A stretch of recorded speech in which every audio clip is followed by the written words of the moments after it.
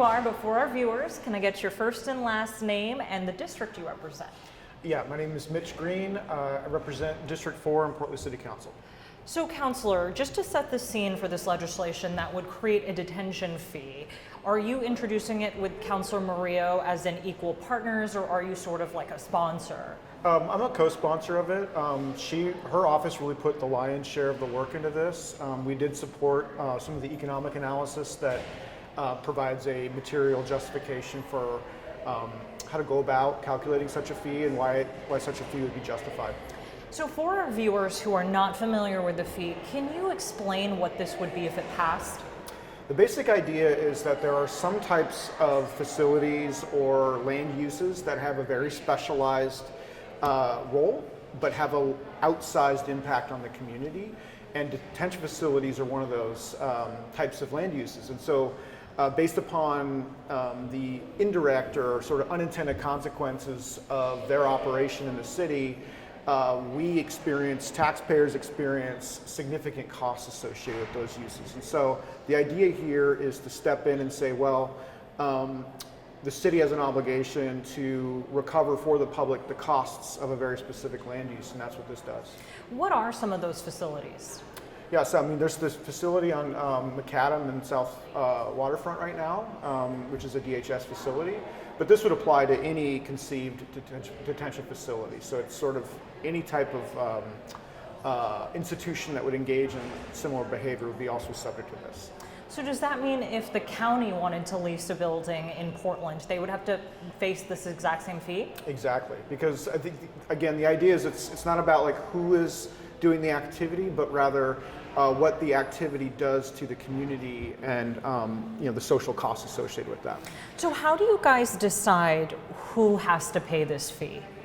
Well, it will be based upon whether or not you are sort of a landlord or you own a property that you are then allowing that particular land use activity to occur. And so they would be liable for the fee.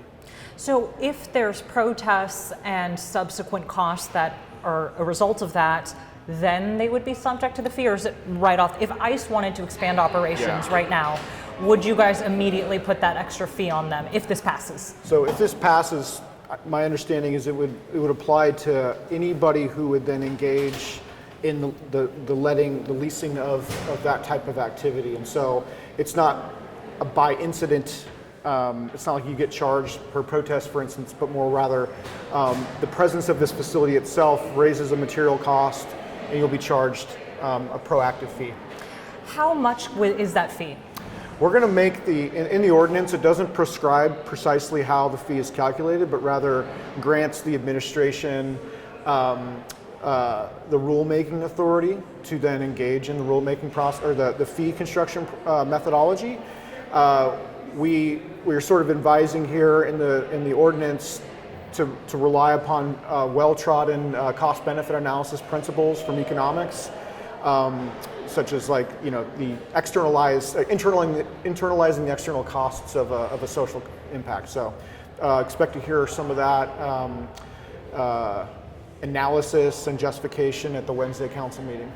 In my previous conversation with Councilor Morillo, she made it very clear that this legislation was supposed to make it harder for ICE to conduct business here. Why not just say that in the legislation?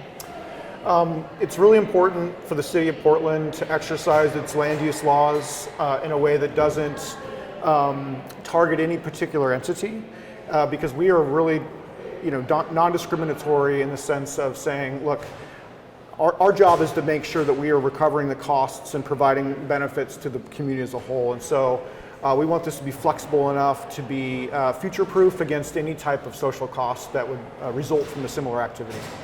And can you tell us a little bit about how much it costs the city? I know that police overtime has been a big thing outside the ICE facility. Walk us through whatever you can tell us on that. I don't have precise estimates, but I know that there has been a significant amount of police overtime involved with the activities in South Waterfront. There are also the costs that other third parties are incurring just from the public as a presence of the ICE facility in particular. There was a school, a charter school, that had to move because of chemical weapons being used in response to people exercising their First Amendment rights. And that's a cost that's currently not recoverable. And so the idea here is that detention facility fee could provide a revenue source to make our community whole. Did the city help the Cottonwood School financially with that relocation? No, but we did. We used our office resources in my council office to kind of grease the skids, so to speak, of the permitting, Portland Permitting Development Bureau, and they did an amazing job at sort of jumping on the urgency of the moment and got that school moved and cleared all the permit bottlenecks before school opened. It was a big success story. The legislation also says that the private owners who lease to whomever they're leasing to, a government entity, that they will have to prevent, mitigate any sort of use of what sounds like chemical weapons, gas. Mm-hmm. What does that mean? Well, that means, for instance, I'll go back to the Cottonwood School example. They are dealing with the external costs that the facility never incurred directly of all of their spent munitions canisters that landed in their property. And so you've got soil remediation costs potentially. You've got cleanup costs associated with the munitions shells being scattered in the community. And so the idea here is if you're going to lease to somebody to do this type of activity, it's your job as the landlord to make sure that you're fully internalizing those costs as well. What do you say to government agencies like the county who might want to lease a building and who might have to pay this fee, who may think it's not fair because there's no such consequences happening outside their facility? I think the fee methodology will be a function of like this overall cost that we incur as a community. I would say that I think part of the intention of the legislation is to make sure that when we make decisions, and whoever they are, on placing certain types of facilities in our communities, that we're not leaving an unpaid cost to some third party. And so that currently is unfair. So that's to mitigate future harm to people who live in the area. That's not happening now, right? You guys aren't able to help financially right now. Right.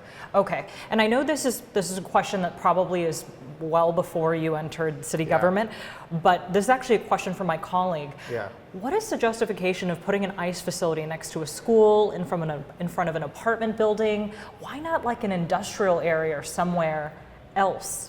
You know, I wasn't here, as you say, I wasn't here when those choices were made. I think the idea was that facility was supposed to be just sort of a routine processing place for folks who need to check in with ICE. And it has now turned into something much bigger than that. It's turned into a site for the federal government and I'll just say it plainly, to impose a very draconian and anti-immigrant political program on Portlander. And so Portlanders are known to respond when they feel that their values are at test. And so I think that whoever made that decision didn't conceive of the possibility, perhaps, that building was going to do a lot more harm than it currently, or that it is today. And so I think this fee is really designed to provide a price signal in some sense to future councils and future decision makers to say, we really need to be very serious about the land use decisions that we make. And just one last question, because I know you're on the go. The federal government has repeatedly threatened to withhold funds to cities like ours who don't comply. This seems like it's directly targeted at them. Are you guys prepared for a battle with the federal government? I mean, I think we're already in a fight with the federal government to defend our values and uphold our sanctuary principles.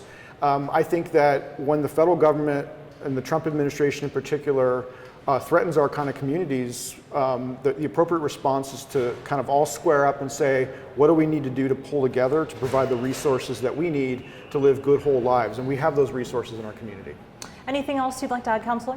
No, I just want to really applaud Councilor Morillo for leading the charge on this. I think it's a really innovative policy idea, and I'm proud to support it.